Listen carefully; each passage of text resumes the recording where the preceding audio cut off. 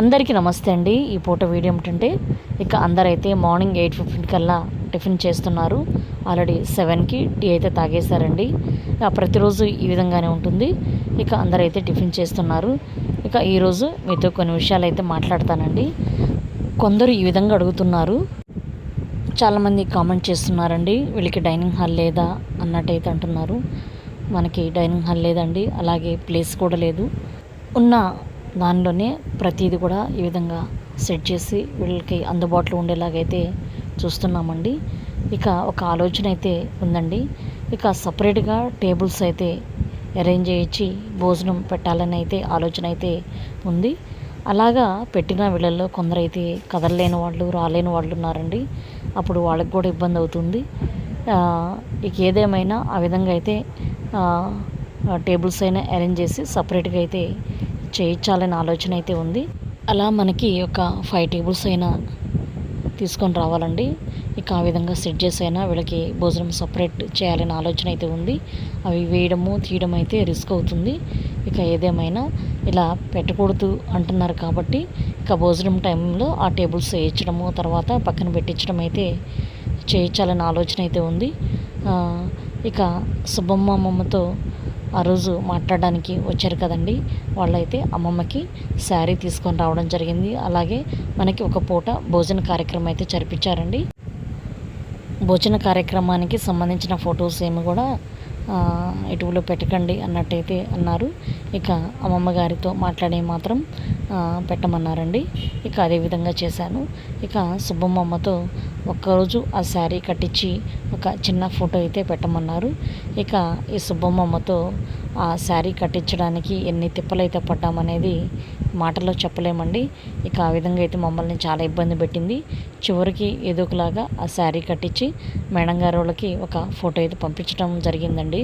ఇక సుబ్బమ్మ అమ్మ ఏం మాట్లాడిందనేది మీకు ఈ వీడియోలో చూపిస్తాను, చూడండి. అడ్రస్ కరెక్ట్గా తీసుకో.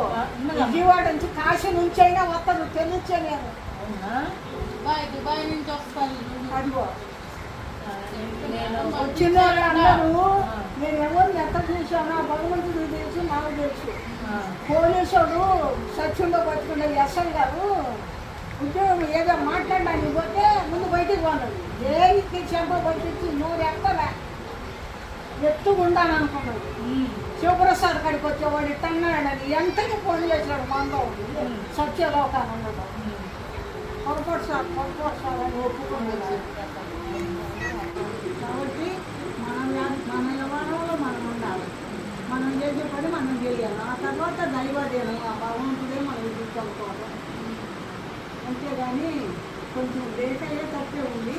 ముందు చూపించు. నిన్న ఆపడమే పొరపాటు. వెంటనే పెళ్ళైన సంవత్సరం లోపలనే తీసుకొని చూపించాలి. ఇప్పుడు దాకా ఆపావంటే మీరు ధైర్యాన్ని ఒప్పుకోవచ్చు. ముందు ఏందో మానవ జీవితము మంచి ఏదో చెడ్డగా, మంచి వాళ్ళకి ఇబ్బందులు, చెడ్డ వాళ్ళకు మంచి దుర్మార్గులు. ఆ చుట్టూ పురుగున్న మాకెందుకు లేని వదిలించుకోవడానికి అంటారు భగవంతుడు. అబ్బాయి ఏం చేస్తాడు? ఈ వీడియో ఫాలో ప్రతి చూస్తారవుతుంది. నేనైతే చాలా వీడియో చేయలేదు.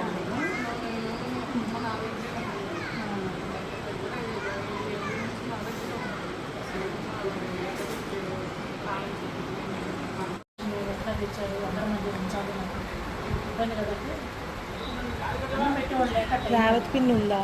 10 రోజులు మేడం, 10 రోజులు ఆమె నోళ్ళకి మాట్లాడాలి. మాకు సుబ్బమ్మ అమ్మ తెలుసా మీకు? మేమే ఇప్పుడు ఎక్కడ తెలిసింది అడ్రస్? నేను ఉత్తరం రాశానని చెప్పానా లేదా? అందరికి ఉత్తరం రాశానమ్మా, అందరు వస్తున్నారు నీ దగ్గరికి అని చెప్పానా లేదా? అందరూ కానీ అమ్మమ్మ లాగు నాకు తెలుసు కానీ అడ్రస్లన్నీ మాట్లాడతాను, నాకు తెలుసు కదా. పెద్దమ్మాయి పేరు అనసూయ మాట్లాడింది. పెద్దమ్మాయి. మూడో అమ్మాయి పేరు ఏదో పేరు స్నానం పోయిరప్పు. ఇద్దరు కొడుకులు. ఈ జాకెట్ లూజ్ తీపిస్తాలే కానీ పో, స్నానం పోయిరప్పు. మేడం గారు వాళ్ళు శుభమమ్మకి చీర జాకెట్ అయితే కుట్టించుకొని రావడం జరిగిందండి. ఇక ఈ విధంగా అయితే కట్టించాము. చూడండి చాలా బాగుంది కదా. ఇక ఒక ఫోటో అయితే పెట్టమన్నారు. మేడం గారు వాళ్ళకి కూడా ఫోటో పంపించాను.